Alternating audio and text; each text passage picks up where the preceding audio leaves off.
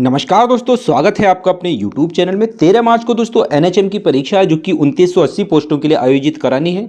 तो हमने दोस्तों प्रीवियस ईयर जो NHM ने परीक्षा आयोजित कराई थी 24 जनवरी को, उसके प्रीवियस ईयर का दोस्तों प्रैक्टिस सेट लिया हुआ है और ये ऑनलाइन माध्यम से जो आयोजित कराया गया था वो पेपर है दोस्तों, ये है ना। जो जैसा कि आप जानते हैं जब ऑनलाइन पेपर हो जाता है तो उसकी आंसर की जो आती है ये वो पेपर है। तो आप यहां से देख पाएंगे दोस्तों कि किस टाइप का पेपर आया था जो अभी आपकी 13 मार्च को परीक्षा होने वाली है। यहां पर जैसा कि आप जानते हैं 80 और 20 के रेशियो में पेपर बटा हुआ है। 20 नंबर का जीके, कंप्यूटर और रीजनिंग रहने वाला है और 80 नंबर जो रहेंगे दोस्तों मेडिकल के सेक्टर से पूछे जाएंगे, अर्थात ट्रेड वाइज संबंधित वो क्वेश्चन होने वाले हैं। तो इस पेपर को कराने का दोस्तों हमारा उद्देश्य यह है कि जिससे कि आपको पेपर का पैटर्न समझ में आ सके और आप ये समझ सकें कि ये पेपर किस टाइप से आता है। रीजनिंग के क्वेश्चन रहेंगे दोस्तों यहाँ पर कुछ, है ना, और कुछ कंप्यूटर के रहेंगे और कुछ जीके के रहेंगे। हम इनके डायरेक्ट आंसर आपको बताते चलेंगे। आप इस पेपर को सॉल्व करने के लिए हमारे टेलीग्राम को ज्वाइन कर सकते हैं। टेलीग्राम का लिंक दोस्तों हमने इस वीडियो के डिस्क्रिप्शन में दे दिया है। हमने कई सारे पेपर दोस्तों टेलीग्राम में डाल रखे हैं, आप वहां से डाउनलोड करके अच्छे से इसको सॉल्व कर सकते हैं। अभी हम आपको आंसर बताते चलेंगे जिससे कि आपका ज्यादा समय खराब ना हो। जैसा कि पहला क्वेश्चन दिया हुआ है दोस्तों, ये रीजनिंग से संबंधित क्वेश्चन है। पूरे क्वेश्चन को जब आप पढ़ेंगे तो बहुत आसानी से दोस्तों इस क्वेश्चन को सॉल्व कर पाएंगे। रैंकिंग टेस्ट जो होता है दोस्तों रीजनिंग में एक चैप्टर, वहां से ये क्वेश्चन लिया गया है। तो आंसर भी इसके नीचे छिपा हुआ है, जैसा कि आप जानते हैं आंसर की से संबंधित पेपर है। तो यहां पे जो राइट आंसर हो जाएगा दोस्तों वो डी वाला हो जाएगा, ऑप्शन डी। एक चीज और देखिए दोस्तों, जो पेपर आपके सामने है वो बाइलिंगुअल है, यानी कि इंग्लिश में भी है और हिंदी में भी है। ऊपर का जो पार्ट है वो इंग्लिश का है और इसी के नीचे हिंदी को भी इसको ट्रांसलेट करके दिया गया है। इस क्वेश्चन को आप बड़ी आसानी से सॉल्व कर सकते हैं। इसका राइट आंसर डी हो जाएगा। यहाँ पे सॉल्व करना दोस्तों संभव नहीं हो पाएगा रीजनिंग के क्वेश्चन को, इसलिए यहाँ पे आप सिर्फ आंसर को ही चेक करिएगा। ये मैथमेटिकल रीजनिंग का क्वेश्चन है दोस्तों, है ना। ये कह रहा है यदि टी का अर्थ गुणा और यू का अर्थ माइनस और गुणा का अर्थ भाग डब्ल्यू का अर्थ प्लस हो तो नीचे दिए हुए कंडीशन जो दे रखी है ना, 50 गुणा 2 डब्ल्यू 28 टी गुणा 4, है ना। तो इसको हम सॉल्व करेंगे तो इसमें कौन सा आंसर सटीक बैठेगा। ये भी रीजनिंग का ही है, तो यहाँ पे दोस्तों इसे सॉल्व करोगे आप तो इसका सी आंसर राइट हो जाएगा। अगले क्वेश्चन पे आते हैं दोस्तों। अगला क्वेश्चन भी हमारा रीजनिंग से ही संबंधित है। कहा जा रहा है क्वेश्चन थर्ड में, वरुण संजय से लंबा है, विपुल वरुण से लंबा है, कृष्णा भी विपुल जितना लंबा नहीं है परंतु वरुण से लंबा है, सबसे लंबा कौन है। बहुत आसान क्वेश्चन होते हैं दोस्तों, ये बड़ी आसानी से आप इनको सॉल्व कर लेंगे। तो इसको जब आप सॉल्व करेंगे तो इसका जो आंसर निकल के आएगा दोस्तों बी वाला निकल के आएगा, ठीक है ना। सबसे लंबा कौन है, विपुल है यहाँ पर। क्वेश्चन 5 पे आ जाते हैं। तो क्वेश्चन 5 भी रीजनिंग से ही दोस्तों, कह रहा है कि एक निश्चित कोट मद्रास को DAM SAR लिखा जाता है, उसी तरह मुंबई को किस भाषा में लिखेंगे। तो आप यहां से दोस्तों इसका कोड में लाएंगे कि M को D कैसे बनाया है, एक को A कैसे बनाया है और D को M कैसे बनाया गया है। तो उसी तरीके से दोस्तों आपको मुंबई का भी कोड सेट करना होगा यहाँ पर। इसी तरीके से दोस्तों आप इसको सॉल्व कर पाएंगे तो इसका जो राइट आंसर निकल के आएगा वो आपका निकल के आ जाएगा दोस्तों बी ऑप्शन। यहाँ पर क्या निकल के आएगा, बी ऑप्शन निकल के आ जाएगा। चलिए क्वेश्चन 5 पे आ जाते हैं। क्वेश्चन 5 में ये कह रहा है एक निश्चित कोड भाषा में रमेश को HSEMAR लिखा जाता है, यानी कि इसका जस्ट उल्टा कर देंगे, है ना। तो क्रिएट को क्या कहेंगे। तो क्रिएट बड़ी आसानी से सॉल्व हो जाएगा दोस्तों, सी वाला यहाँ पर बिल्कुल ठीक हो जाता है ना। क्रिएट का उल्टा कर देंगे तो ये ETAERC बन जाएगा। तो सी आंसर दोस्तों यहाँ पर हो जाएगा। बहुत आसानी से दोस्तों इस क्वेश्चन को आप सॉल्व कर पाएंगे। अगले क्वेश्चन भी दोस्तों रीजनिंग से ये क्वेश्चन 6, निम्नलिखित शब्दों को अंग्रेजी शब्दकोश के अनुसार व्यवस्थित कीजिए, है ना। जो दे रखे हैं 4 एपिसोड, है ना, एपिस्टाइल, एपिस्कोप और एपिग्राफ। तो इनको आपको शब्दकोश के अनुसार यानी हिंदी वर्णमाला अंग्रेजी वर्णमाला के अनुसार इनको सेट करना है। तो बड़ी आसानी से सेट हो जाएगा, कोई डाउट यहाँ पर नहीं है। डी वाले से दोस्तों ये सेट हो जाएगा। डी आंसर यहाँ पर इसका राइट हो जाएगा। क्वेश्चन आते हैं दोस्तों 7 पे, है ना। ब्लड रिलेशन का क्वेश्चन है। एक महिला ने एक पुरुष से कहा आपकी एकमात्र बहन की पुत्री मेरे पति की बहन है, पुरुष की बहन का महिला से क्या संबंध है। तो बड़ा आसान है दोस्तों, इसको आप कर लेंगे। तो यहां पर इसका जो राइट आंसर आएगा दोस्तों बी आ जाएगा, सास का संबंध है। अगले क्वेश्चन पे आ जाते हैं। क्वेश्चन 8 हमसे ये कह रहा है, दिशा परीक्षण का क्वेश्चन है ना। एक व्यक्ति 6 किलोमीटर दक्षिण की ओर चलता है, बाएं मुड़ता है, 4 किलोमीटर चलता है, फिर से बाईं ओर मुड़ता है और 5 किलोमीटर चलता है। वह अब किस दिशा में चल रहा है ना। थोड़ी देर में दोस्तों इसको आप सॉल्व कर लेंगे। बी आंसर यहाँ पर राइट हो जाएगा, यानी कि उत्तर दिशा में अब वो चल रहा है। अगले क्वेश्चन पे आ जाते हैं। क्वेश्चन 9 है। क्वेश्चन 9 में कह रहा है उस विषम शब्द को खोजें जो समूह से संबंधित नहीं है ना। तो इनमें देखिएगा दोस्तों कौन सा राइट आंसर हो जाएगा यहाँ पर, है ना, IJKL और L में से। तो बहुत आसान है दोस्तों, इसको देखिएगा ए जो है दोस्तों एकदम अलग हो जाएगा यहाँ पे, ए वाला जो विकल्प आई जो है, ठीक है ना। तो क्लियर हो जाएगी बात, क्योंकि आई जो है वो एक स्वर में आता है, यानी वॉवल्स है। आगे आइए, अगला भी रीजनिंग से है। क्वेश्चन 10 ये कह रहा ऑस्ट्रिया की राजधानी वियना है ना। तो इसी हिसाब से आगे भी आप इसको सॉल्व करिए। पाकिस्तान की लाहौर, मिस्र की काहिरा, यूएस की आयरलैंड, जर्मनी की लंदन। तो दोस्तों पाकिस्तान की लाहौर नहीं है ना, मिस्र की काहिरा है, ये बिल्कुल ठीक बात है, यानी कि राजधानी को राजधानी से मैच करना था। बहुत आसान, ये रीजनिंग का ही क्वेश्चन होता है, ठीक है। 10 क्वेश्चन दोस्तों यहाँ पर हमारे रीजनिंग से बन जा रहे थे। अभी देखते हैं दोस्तों कि जीके से हमारे किस टाइप के क्वेश्चन बनने वाले हैं। क्वेश्चन 11 पाइए, किस क्षेत्र में उत्कृष्टता के लिए कांस पुरस्कार दिया जाता है। तो कांस पुरस्कार जो दिया जाता है दोस्तों वो फिल्मों में काम करने के लिए दिया जाता है, ठीक है ना। राइट आंसर ए हो जाएगा हमारा यहाँ पर। अगले क्वेश्चन पे आ जाते हैं। क्वेश्चन 12 है, ये कह रहा है निम्न क्षेत्र में उत्कृष्ट कार्य हेतु पुलित्जर पुरस्कार जो दिया जाता है वो किस क्षेत्र में दिया जाता है। तो पुलित्जर जो दिया जाता है दोस्तों साहित्य और पत्रकारिता में दिया जाता है। सी आंसर दोस्तों यहाँ पे एकदम राइट आंसर हो जाएगा। आप यहाँ से विकल्प भी देख सकते हैं, आंसर भी इसका सी है। अगला क्वेश्चन 13 है, निम्नलिखित में से कौन सा मानव गुणसूत्र सबसे छोटा है। तो मानव गुणसूत्र सबसे छोटा कौन सा होता है दोस्तों, है ना। क्रोमोसोम 10, क्रोमोसोम 16, 20, 21 में से आपको देख के बताना है। तो 21 वाला जो गुणसूत्र है दोस्तों वो सबसे छोटा गुणसूत्र होता है। राइट आंसर हमारा डी वाला यहां पर हो जाना चाहिए। आगे आ जाते हैं दोस्तों क्वेश्चन नंबर 14 की तरफ को। तो क्वेश्चन 14 हमसे ये कह रहा है अंतरराष्ट्रीय श्रम संगठन का मुख्यालय कहां पर है। तो श्रम संगठन का जो मुख्यालय है दोस्तों वो जिनेवा में है। कहां पे है, जिनेवा में। राइट आंसर सी हो जाएगा। क्वेश्चन आते हैं 15 पे, कोशीय एवं आणविक जीव विज्ञान का केंद्र निम्न में स्थित है। तो ये स्थित है दोस्तों हमारा हैदराबाद में। कहां पे स्थित है, हैदराबाद। राइट आंसर सी हो जाएगा। इससे दोस्तों आपको एक आइडिया लग सकेगा कि किस लेवल का पेपर NHM पूछता है और किस किस टाइप की तैयारी आपको करके जानिए। तो ये प्रैक्टिस है दोस्तों हम लगातार आपको 13 तारीख तक लगवाते रहेंगे, जिससे कि आपकी तैयारी अच्छी होती रहे। चैनल पे अगर आप नए हैं तो सब्सक्राइब करके जुड़ सकते हैं, जिससे कि आपको काफी सारा बेनिफिट मिल सकेगा। अभी हम आपको प्रीवियस ईयर का क्वेश्चन पेपर सॉल्व करा रहे हैं, इसके बाद मॉडल पेपर सॉल्व कराएंगे, जिससे कि आपकी तैयारी और बेहतर हो सकेगी। तो सपोर्ट दोस्तों करते रहिए, जिससे कि आपको और भी लाभ मिलता रहे। क्वेश्चन 16 है, चामेरा बांध किस राज्य में स्थित है। तो चामेरा बांध बहुत आसान क्वेश्चन है दोस्तों, हिमाचल प्रदेश में स्थित है। राइट आंसर यहां पर सी हो जाएगा। अगले क्वेश्चन पे आ जाते हैं, किस बंदरगाह को अरब सागर की रानी कहा जाता है। तो अरब सागर की रानी किसको कहा जाता है, कोचीन बंदरगाह को कहा जाता है। राइट आंसर यहां पर सी हो जाएगा अपना। क्वेश्चन 18 पे आ जाते हैं, ये कह रहा है निम्नलिखित में से एक्सरे की खोज किसने की थी। तो एक्सरे की खोज जो की थी दोस्तों वो की थी WC रोएंटगेन ने, ठीक है ना। राइट आंसर यहां पर सी होगा हमारा। साइंस से संबंधित क्वेश्चन दोस्तों आपको यहां पर ज्यादा देखने को मिल जाएंगे। क्वेश्चन 19 है, निम्नलिखित में से किसने नेशनल हेराल्ड की स्थापना की। तो नेशनल हेराल्ड की जो स्थापना की थी दोस्तों वो जवाहरलाल नेहरू ने की थी। सी आंसर राइट हो जाएगा यहां पर। 20 क्वेश्चन पे आते हैं, इनमें से 2020 एशिया गेम चेंजर पुरस्कार से सम्मानित किया गया। तो एशिया गेम चेंजर पुरस्कार मिला था दोस्तों विकास खन्ना के लिए। किसको मिला था, विकास खन्ना। सी आंसर यहां पर राइट आंसर होगा। अगला क्वेश्चन हमारे पास है, पुस्कस पुरस्कार निम्न खेल से जुड़ा है। तो पुस्कस किस खेल में दिया जाता है दोस्तों, ये फुटबॉल में दिया जाने वाला एक पुरस्कार है। राइट आंसर हमारा यहां पर ए हो जाएगा। 22 क्वेश्चन है जो कि करंट अफेयर से पूछा जा रहा है। चेतन चौहान जिनका हाल ही में निधन हुआ है वे किस खेल से जुड़े हुए थे। क्रिकेट से जुड़े हुए थे दोस्तों। किससे जुड़े हुए थे, क्रिकेट खेलते थे। ये बी आंसर यहां पर राइट हो जाएगा हमारा। 23 क्वेश्चन, किस संस्थान ने पहले ICMR अनुमोदित मोबाइल RT-PCR प्रयोगशाला विकसित की थी जो कोरोना के टेस्ट के लिए थी। तो ये IISC बेंगलोर है ना, बेंगलुरु मतलब इसका राइट आंसर डी हो जाएगा, जो कि कर्नाटक में स्थित है। IISC मतलब Indian institute of science. 24 operation समुद्र सेतु किसने शुरू किया था। तो ऑपरेशन समुद्र सेतु शुरू किया था दोस्तों भारतीय नौसेना ने। किसने, भारतीय नौसेना। बी आंसर यहां पर राइट होगा हमारा। चलिए क्वेश्चन 25 पे आ जाएंगे।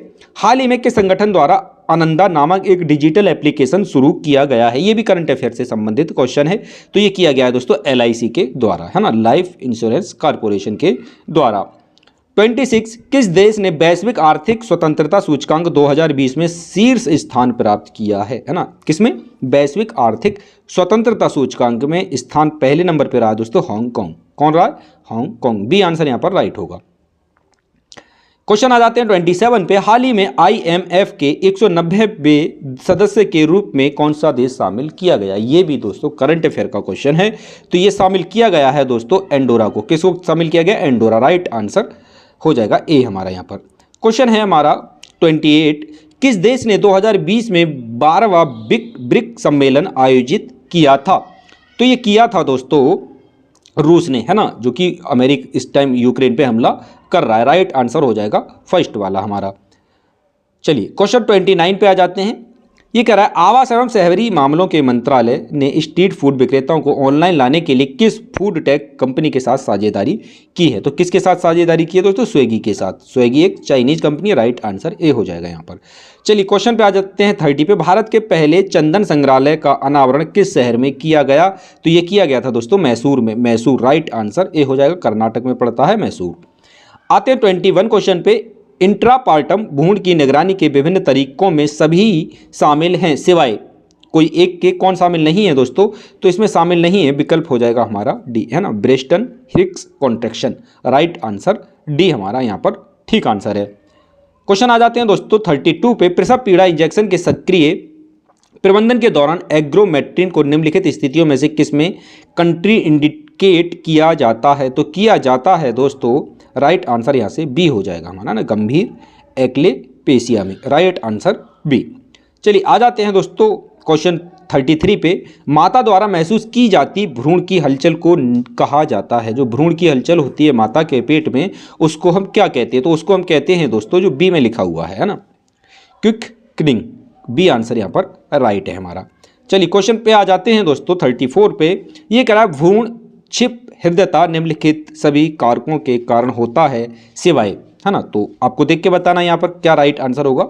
तो सी आंसर दोस्तों यहाँ पर राइट हो जाएगा। ये क्वेश्चन दोस्तों नर्सिंग टाइप की जो परीक्षाएं होती हैं, नर्सिंग से संबंधित जो कोर्स होता है उसमें पूछे जाने वाले प्रश्न हैं। आगे आ जाते हैं 35 क्वेश्चन पे। भ्रूण के रक्त का नमूना निम्नलिखित स्थितियों में से किससे प्रतिदिष्ट की जाती है? तो ये की जाती है दोस्तों, इसका राइट आंसर हो जाएगा ए, है ना, HIV पॉजिटिव महिला के लिए। A answer. 36 क्वेश्चन है हमारा यहाँ पर। डाइग फार्म या डच कैप का उपयोग करने के परिवार नियोजन उपाय को निम्न कहा जाता है? तो इसको क्या कहा जाता है? तो इसको क्या कहा जाता है दोस्तों? बैरियर विधि। बैरियर विधि। बी आंसर यहाँ पर राइट आंसर होगा। 37 क्वेश्चन पे आ जाते हैं। ये कह रहा है जीवन क्षमता की अवधि के बाद या बच्चे के जन्म से पूर्व जननांग पथ से या उसमें किसी भी रक्त स्राव को निम्न में से क्या कहा जाता है? तो ये कहा जाता है दोस्तों, यहाँ पर राइट आंसर ए हो जाएगा, ठीक है ना।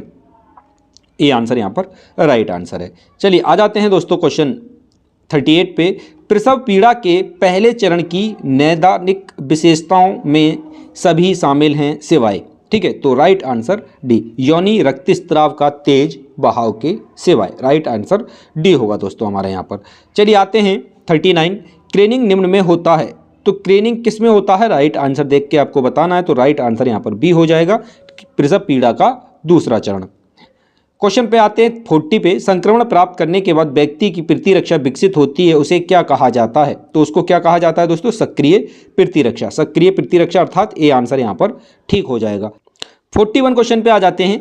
बाहरी कार्यक्रम हेतु छोटी मात्रा में टीके ले जाने के उपयोग किए जाने वाले उपकरण को क्या कहा जाता है? तो वैक्सीन कैरियर कहा जाता है दोस्तों। राइट आंसर यहाँ पर सी हो जाएगा, वैक्सीन कैरियर। क्वेश्चन पे आ जाते हैं 42। 1 से 3 वर्ष की आयु के बीच के बच्चों में पोषण संबंधी अंधापन के प्रमुख कारण को क्या कहा जाता है? तो क्या कहा जाता है दोस्तों? इसका राइट आंसर हो जाएगा ए, ठीक है ना, जेरोथलमिया। जेरोथलमिया इसको कहा जाता है। ए आंसर यहाँ पर सही रहेगा।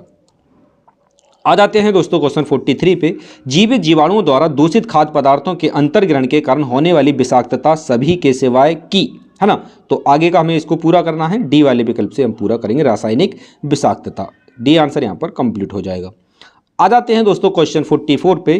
वेरिकाला वैक्सीन क्या है? तो वेरिकाला वैक्सीन क्या है ये आपको बताना है। तो ये होती है दोस्तों जीवित तनुकृत टीका। जीवित तनुकृत टीका। बी आंसर यहाँ पर राइट होगा। खसरे के टीके का प्रशासन मार्ग है? तो खसरे के टीके का प्रशासन मार्ग क्या है? ये है होता है दोस्तों अत्वचीय। अत्वचीय दोस्तों ये होता है। बी आंसर यहाँ पर राइट आंसर है। क्वेश्चन 46 पे आते हैं। मम्पस की ऊष्मायन अवधि है, तो मम्पस की ऊष्मायन जो अवधि होती है दोस्तों 2 से 4 सप्ताह की होती है। 2 से 4 सप्ताह राइट आंसर यहाँ पर सी हो जाएगा। अगले क्वेश्चन पे आ जाते हैं। इन्फ्लुएंजा के उपचार हेतु उपयोग में की जाने वाली एंटीवायरल दवा क्या है, अर्थात जो जुकाम होता है, ठीक है ना, तो इसमें उपचार में लाई जाने वाली दवा होती है दोस्तों, राइट आंसर हो जाएगा हमारा ओसेल्टामिविर। ओसेल्टामिविर बी आंसर यहाँ पर राइट है। 48 क्वेश्चन पे आ जाते हैं।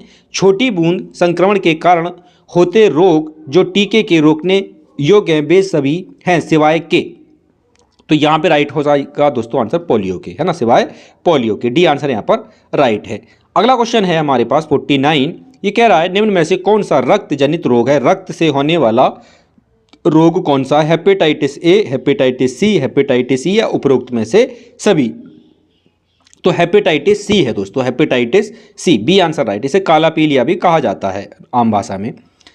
अगले क्वेश्चन पे आते हैं 50 पे। दस्त से ग्रस्त बच्चों में ओआरएस थेरेपी का मुख्य उद्देश्य क्या है। जब बच्चे को दस्त हो जाते हैं तो उसको ओआरएस दिया जाता है, ओआरएस का घोल, है ना, तो इसका जो राइट आंसर हो जाएगा यहाँ पे लिखा है निर्जलीकरण को रोकना, मृत्यु दर को कम करना, है ना, या पानी के इलेक्ट्रोलाइट कमी को ठीक करना, यानी कि सभी कारण यहाँ पर प्रभावी है। डी आंसर, है ना, ये सारे कारण होते हैं इसलिए इसको ओआरएस को दिया जाता है। क्वेश्चन 51 है। एक व्यक्ति की छोटी आंत में विषाणु की वृद्धि से उत्पन्न विष के कारण हैजा दस्त होता है, विब्रियो कोलेरी द्वारा उत्पन्न विष है, तो इसका जो राइट आंसर होगा दोस्तों बी वाला हो जाएगा, है ना, enterotoxin. Right answer B enterotoxin. Question 52 पे आ जाते हैं। लिखा है मेसोडर्मल कोशिकाओं से उत्पन्न होते कैंसर में विभिन्न संयोजी ऊतकों का गठन होता है जिसे कहा जाता है, जिसको क्या कहा जाता है दोस्तों, इसको कहा जाता है, राइट आंसर हमारा बी हो जाएगा, सार्कोमस। सार्कोमस इसको कहा जाता है। बी आंसर एकदम परफेक्ट है यहाँ पर। चलिए आ जाते हैं 53 क्वेश्चन पे। ये कह रहा है रक्त शर्करा का मान सामान्य से ऊपर है लेकिन उस नैदानिक मधुमेह से नीचे है जो गर्भावस्था के दौरान होता है, उसे क्या कहा जाता है। बढ़िया क्वेश्चन है दोस्तों, ध्यान रखिएगा इसको, ठीक है ना। इसको कहा जाता है दोस्तों गर्भकालीन मधुमेह, गर्भकालीन मधुमेह। सी आंसर यहाँ पर राइट है। 54 क्वेश्चन पे आते हैं। पेरिनेमिया एनीमिया ग्रस्त रोगी में स्किलिंग परीक्षण का प्राथमिक उद्देश्य निम्न में निर्धारण करना है। क्या निर्धारित करना है दोस्तों, इसका जो राइट आंसर होगा बी हो जाएगा, विटामिन B12 का अवशोषण। चलिए क्वेश्चन आ जाते हैं 55 पे। यहाँ पे लिखा है निम्न एक प्रकार का फ्रैक्चर जिसमें हड्डी का एक टुकड़ा दूसरे में चला जाता है उसे निम्न में क्या कहा जाता है। बढ़िया क्वेश्चन है दोस्तों, इसको डी विकल्प को देखिए दोस्तों, इम्पैक्टेड फ्रैक्चर कहा कहते हैं इसको, इम्पैक्टेड फ्रैक्चर। डी आंसर यहाँ पर राइट आंसर है। क्वेश्चन पे आ जाते हैं 56। अस्थमा के संकेत और लक्षण में सभी शामिल हैं सिवाय, है ना, तो अस्थमा में सांस लेने में कठिनाई, बुखार, घबराहट, छाती में दर्द। तो बुखार दोस्तों अस्थमा वाले का एक कारण नहीं है, बाकी घबराहट भी होती है, छाती में दर्द भी होता है, सांस लेने में कठिनाई भी होती है, अस्थमा के मुख्य कारण होते हैं। पार्किंसंस रोग के संकेत और लक्षण क्या है। पार्किंसंस रोग के संकेत और लक्षण होते हैं दोस्तों, डी आंसर राइट हो जाएगा यहाँ पर, है ना, इसमें कंपन भी होता है, बिगड़ा हुआ आसन एवं संतुलन, बोलने में परिवर्तन, तो ये पार्किंसंस रोग होता है। डी आंसर यहाँ पर राइट हो जाएगा। चलिए क्वेश्चन 58 पे आ जाते हैं। क्वेश्चन 58 है हमारा, कह रहा है एसेरेकिया कोलाई गैस्ट्रो आंत्रपथ में आमतौर पर पाए जाने वाले बैक्टीरिया का एक प्रकार है जिसके कारण से मूत्राशय में संक्रमण होता है, उसे क्या कहा जाता है। इसको क्या कहा जाता है दोस्तों, इसको कहा जाता है सिस्टाइटिस, है ना, सिस्टाइटिस। सिस्टाइटिस किधर लिखा हुआ है, सी वाले विकल्प में दोस्तों, क्लियर हो जाएगा ये। 59 क्वेश्चन पे आ जाते हैं। ये कह रहा है सबसे आवश्यक फैटी एसिड जो अन्य फैटी एसिड के उत्पादन के लिए एक आधार के रूप में कार्य करता है वह क्या होता है। तो इसका जो राइट आंसर होगा दोस्तों वो ए आंसर हो जाएगा, लाइनोलिक एसिड, है ना, ए आंसर राइट है। 60 क्वेश्चन पे आ जाते हैं। विटामिन डी काफ़ी हद तक शरीर में निम्न में संग्रहित होता है, तो हमारे कहने का मतलब ये है कि विटामिन डी शरीर में कहाँ पे स्थित रहता है, तो ये वसा ऊतक में रहता है, वसा ऊतक। राइट आंसर बी हो जाएगा दोस्तों, है ना, फैटी टिश्यू में। वसा में घुलनशील विटामिन सभी हैं सिवाय, तो वसा में घुलनशील बड़ा अच्छा ट्रिक होता है दोस्तों इसका, है ना, विटामिन वसा में घुलनशील, पाली में घुलनशील, आगे डिस्कस करेंगे, अगर आप लोग कहेंगे तो इससे संबंधित वीडियो भी लेकर के आएंगे। तो विटामिन सी दोस्तों वसा में घुलनशील नहीं होता है, राइट आंसर हमारा बी हो जाएगा। क्वेश्चन 62 पे आ जाते हैं। ये कह रहा है राइबोफ्लेविन की कमी से नैदानिक संकेत है। राइबोफ्लेविन की कमी से नैदानिक संकेत क्या होता है, तो इसका जो राइट आंसर होगा दोस्तों वो ए हो जाएगा, एंगुलर स्टामाइटिस, है ना, ए आंसर यहाँ पर सही है। 63 क्वेश्चन पे आ जाते हैं। विटामिन सी की कमी, विटामिन सी का सबसे समृद्ध स्रोत क्या है ना, ये नहीं पूछ रहा है किस कमी से क्या रोग होता है, मतलब विटामिन सी सबसे ज़्यादा कहाँ पाया जाता है, ये पूछ रहा। बड़ा आसान क्वेश्चन है दोस्तों, इसको तो आप कर ही लेंगे। आंवला में सबसे ज़्यादा पाया जाता है विटामिन सी, संतरा में भी पाया जाता है, नींबू में भी पाया जाता है उसके बाद, लेकिन सबसे ज़्यादा आंवला में पाया जाता है, ठीक है। अम्ला लिखा हुआ, ये आंवला होता है वैसे तो। थियामिन की कमी के परिणाम स्वरूप निम्न होता है, थियामिन की कमी के परिणाम स्वरूप क्या होता है दोस्तों, तो इसका जो राइट आंसर होगा वो ए हो जाएगा ना, कार्डियक वेरी विटामिन की थियामिन की कमी से, है ना, थियामिन की कमी से। तो राइट आंसर हमारा हो जाएगा ए। फिर 65 क्वेश्चन पे आते हैं। एक रोगी द्वारा प्राप्त समग्र नैसर्गिक देखभाल का मूल्यांकन करने हेतु की गई गहन जांच को निम्न में से क्या कहा जाता है, तो इसको क्या कहा जाता है दोस्तों, नर्सिंग ऑडिट कहा जाता है, नर्सिंग ऑडिट कहा जाता है। बी आंसर यहाँ पर राइट आंसर है। ये कह रहा है आईसीयू में प्रतिबंधों के अनुचित अनुप्रयोग के कारण रोगी गिरता है, ये निम्न का कृत्य है, तो ये किसका कृत्य है दोस्तों, लापरवाही का। सी आंसर यहाँ पर राइट आंसर है। अगले क्वेश्चन पर आ जाते हैं 67। ये कह रहा है अपरिपक्व शिशु बेबी को पुनर्जीवित करते समय ऑक्सीजन के निम्न सांद्रता के साथ पॉजिटिव प्रेशर वेंटिलेशन शुरू किया जाना चाहिए, तो किया जाना चाहिए दोस्तों 21% के आसपास। राइट आंसर ए हो जाएगा यहाँ पर। 68 क्वेश्चन पे आते हैं। अंतर्राष्ट्रीय नर्स दिवस किस दिन मनाया जाता है, तो अंतर्राष्ट्रीय नर्स दिवस हम मनाते हैं 12 मई को। राइट आंसर ए हो जाएगा। 69 क्वेश्चन, 1 वर्ष से अधिक आयु के बच्चों में नाड़ी की जांच करने हेतु सबसे केंद्रीय तथा पहुंच योग्य धमनी क्या है, तो ये है दोस्तों कैरोडिट। राइट आंसर बी हो जाएगा यहाँ पर। 70 क्वेश्चन पे आ जाते हैं। ये कह रहा है एक रोगी को अनिद्रा होने का निदान किया जाता है, अनिद्रा शब्द का अर्थ क्या है, अनिद्रा तो सोना जब नहीं हो पाता है, किसी व्यक्ति को नींद नहीं आ पाती है, उसको अनिद्रा रोग से जाना जाता है ना, सोने में वो व्यक्ति असमर्थ हो जाता है। 71 एक बेहोश रोगी के लिए मुंह की देखभाल प्रदान करने के लिए आदर्श स्थिति क्या है, तो आदर्श स्थिति है दोस्तों पार्श स्थिति, है ना, पार्श स्थिति, lateral position. Right answer B. 72 question पे आ जाते हैं। ये कह रहा है 1 वर्ष से कम उम्र के बच्चों में अंतरपेशीय इंजेक्शन के प्रशासन का सबसे पसंदीदा जगह है, तो क्या है दोस्तों, वेस्टस लेटरिस, है ना, लेटरलिस।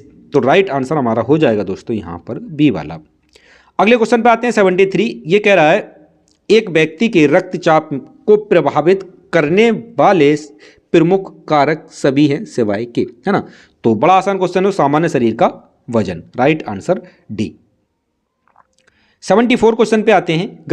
गर्भाशय के संकुचन को बढ़ावा देने के लिए प्रशासित दवाएं हैं, है ना, तो प्रशासित दवाएं कौन सी हैं दोस्तों, तो राइट आंसर हो जाएगा दोस्तों oxytocin. Right answer A. 75 question है एक तीव्र गंडमाला संबंधी हमले के उपचार हेतु उपयुक्त दवा है, तो उपयुक्त दवा इनमें से कौन सी है दोस्तों, नाइट्रोग्लिसरीन। डी आंसर यहाँ पर राइट आंसर है।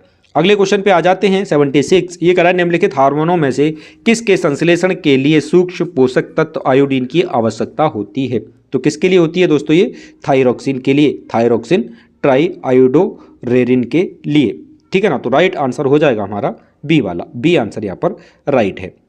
अगले क्वेश्चन पे आते हैं। ये कह रहा है हाइपर कैलेमिया के उपचार हेतु उपयोग की जाने वाली ड्रग है, कौन सी ड्रग है दोस्तों, तो ये कैल्शियम ग्लूकोनेट है, कैल्शियम ग्लूकोनेट है। राइट आंसर डी हो जाएगा यहाँ पर। अगले क्वेश्चन पे आ जाते हैं। मतली और उल्टी का उपचार करने हेतु उपयोग की जाने वाली दवाएं हैं सभी हैं सिवाय के, मतलब कौन सी दवा उल्टी में नहीं काम में ली जाती है, तो ये पूछना हमसे चाह रहा है, तो राइट आंसर हमारा दोस्तों डी हो जाएगा, calcium channel blockers. D answer यहाँ पर राइट आंसर है। 79 क्वेश्चन पे आते हैं। राज्य नर्सिंग परिषद के कार्य सभी हैं लेकिन एक कोई कारण नहीं है, इनमें से वो हमें छांटना है, तो इसका जो राइट आंसर हो जाएगा दोस्तों डी वाला हो जाएगा, है ना, सभी प्रशिक्षित नर्सों को रोजगार प्रदान करना ये राज्य नर्सिंग परिषद का कार्य नहीं होता है।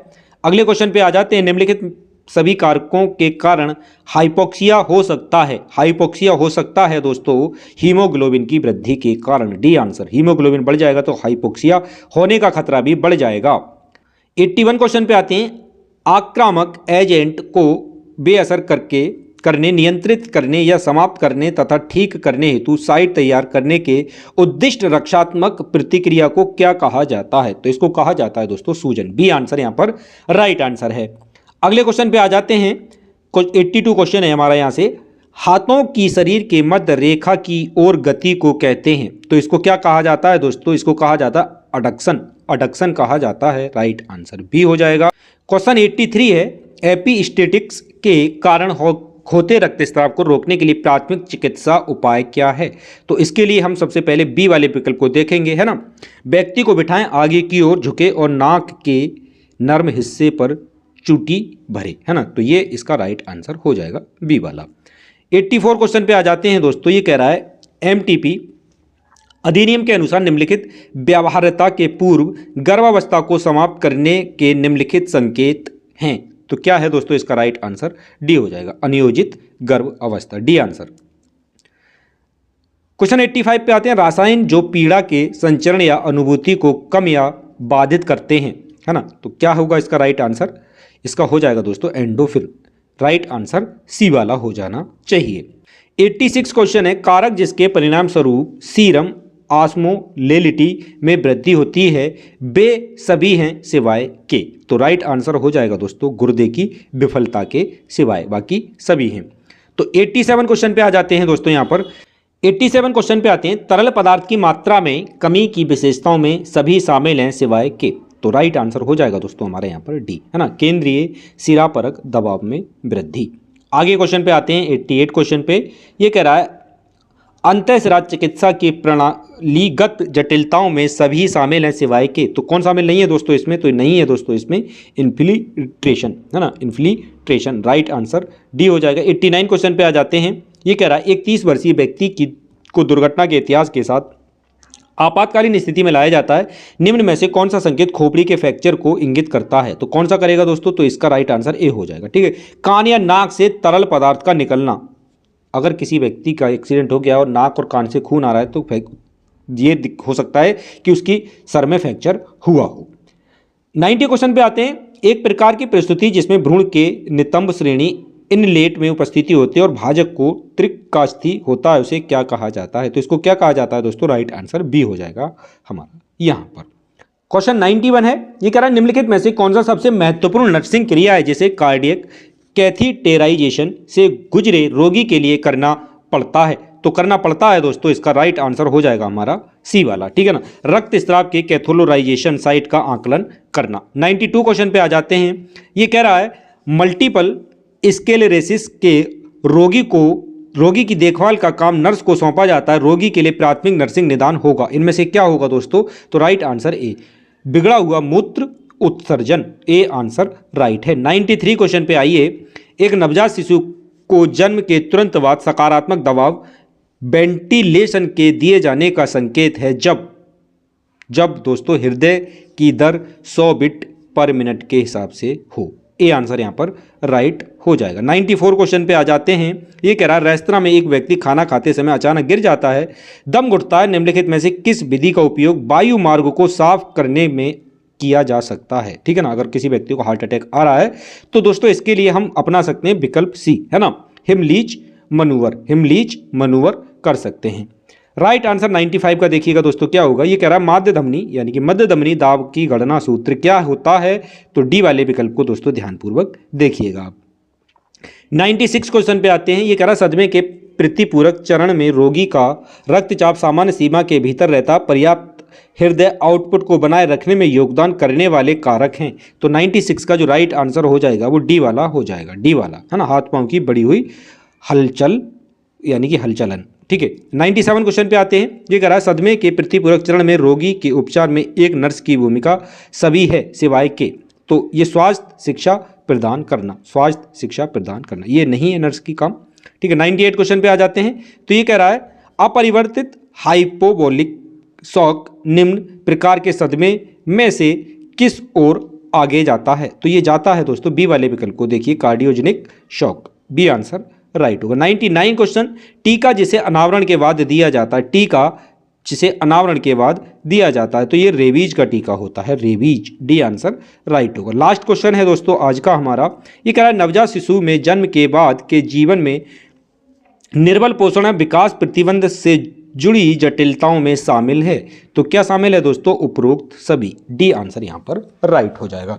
आपने देख लिया होगा कि दोस्तों पेपर का लेवल किस लेवल का रहने वाला है और किस किस टाइप के यहाँ पर क्वेश्चन पूछे गए थे, चाहे आप STS की तैयारी करें, STLS की तैयारी करें, LT की या फिर SLT की, किसी भी परीक्षा को देने जा रहे हैं दोस्तों 13 मार्च के लिए, तो ये आपको काफ़ी सहायक होगा। यहाँ से आपको एक मोटिव मिला होगा कि हाँ इस टाइप के क्वेश्चन बन सकते हैं। अच्छे से दोस्तों तैयारी करते रहिए। आप हमें कमेंट्स करके बताइए कि हम और इस टाइप के मॉडल प्रैक्टिस सेट आप लोगों के लिए लेके आए या फिर नहीं। आशा करते हैं दोस्तों ये वीडियो अच्छा लगा होगा। वीडियो अच्छा लगा है, चैनल पे नए हैं तो सब्सक्राइब करके आप हमारे साथ जुड़ सकते हैं, जिससे कि एनएचएम से संबंधित आपको सारी अपडेट हमारे चैनल के माध्यम से मिलती रहे। तो मिलेंगे दोस्तों आप लोग से नेक्स्ट वीडियो में, तब तक के लिए जय हिंद, जय भारत।